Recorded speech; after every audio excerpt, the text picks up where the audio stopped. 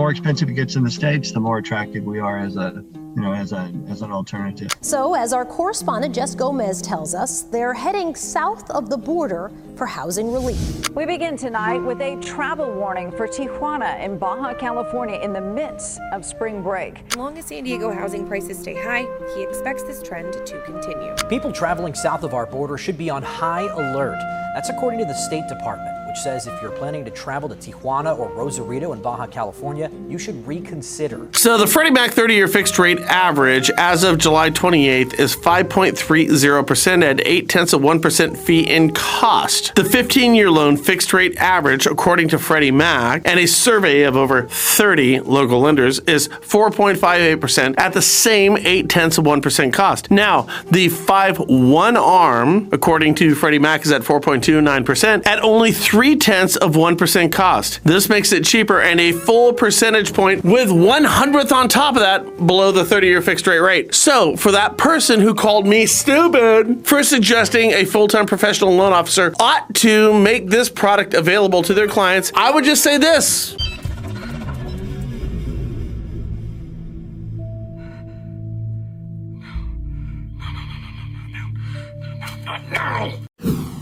In other news, it turns out that folks from San Diego are moving to Tijuana. Awesome. Here's a quote from a transportee. It's so much less stressful to be able to know I can pay my rent every month and still have money left over. Don't worry about the drug cartels. Abogado. I can eat anywhere. I can go to the nicest restaurants and bars in town. And I can do a job I want to do rather than get one that pays me more just so I can survive. I find that kind of interesting, talking about surviving in Tijuana. But moving on with the story. Okay, so I get it. Homes are so expensive that you're willing to move to a narco state, which is Mexico, in order to find a way to live. Now, if you think I'm lying, here's a police-civilian battle in Juarez, Mexico right now.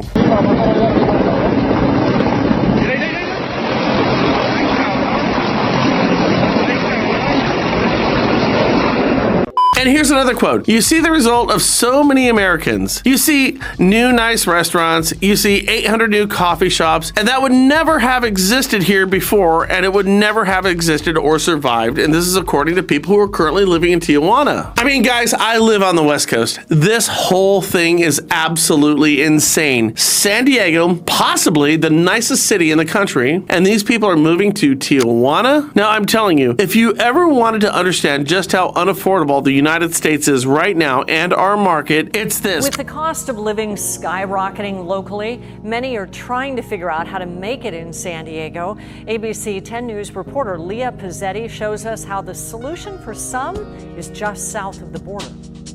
Now, with that said, I thought this was interesting. The U.S. Embassy has issued a travel warning for Tijuana and Rosarito, Baja California due to the risk of kidnappings, injury, and or death as June winds down. Now, it's going to go on record as the most violent month so far this year, with at least 196 murders and an average of 7 murders per day in Tijuana, and this is where people are going. And this is really the solution that we're looking for? Now, hear me on this. I do believe this. We can no longer afford to live in our country. People are moving to Tijuana from San Diego. Now, I say moving to Tijuana is nuts, but the average home value in San Diego is $1,005,359, and the average income of somebody living in San Diego is $38,500. You can't afford to live in a garage at that point. But here's where this whole thing gets really weird. All of these homes in Tijuana, they're going for about $125,000. Now, I know you can't buy them as an American citizen. I understand this. You can long-term lease them for like 100 years, but San Diego real estate is, on average, over $1 million. It's unaffordable. So when you look at the move to TJ, just drop one digit from the $1 million sales price, and that's what you can buy, and you can live large. And I'm not saying I agree. I'm just saying that I understand why people are doing it. We've become and are trending in the direction of living in a country that we collectively can no longer afford. This is nothing short of a national disaster, and needs to be considered on the same federal level to the likes of, I don't know, the western forest fires that we have out here, or the unimaginable floods in the Midwest. We love you, Kentucky, and the freeze and the problems and the hurricanes that we find on the East Coast. What we have to do